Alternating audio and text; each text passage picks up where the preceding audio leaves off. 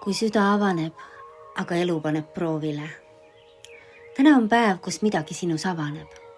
Võib olla mõni tunne, võib olla taipamine, võib olla soov olla ausam iseendaga. Ning samal ajal võib maailm sinu ümber olla veidi rahutu ja see ei ole märk, et midagi on valesti, see on märk, et midagi on päriselt sündimas. Karikate äss räägib südame avanemisest.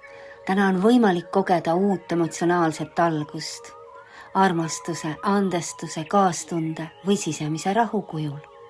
See kaart ei karju, ta voolab vaikselt ja kui sa lubad, täidad ta sind seestpool. Müntide kuningas tuleb ja ütleb, ära lase sellel tundel lihtsalt mööduda, too see maa peale. Hoia seda oma tegudes, sõnades, valikutes. Ole täna stabiilne ankur iseenda jaoks ja ka teistele. Sa ei pea mitte midagi tõestama, piisab, kui sa oled kohal. Sauade 5 näitab, et ümberringi võib olla segadust, eriarvamusi, väikeseid pingeid või sisemist rahutust. Aga see ei ole võitlus. See on kasvamise müra.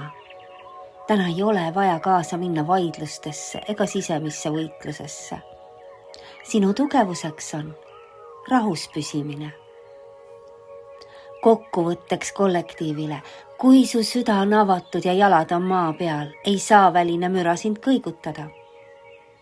Vali endas rahulik süda, kindel kohalolu ja ära reageeri sellele, mis sind ei toida. Sa oled täpselt seal, kus sa olema pead.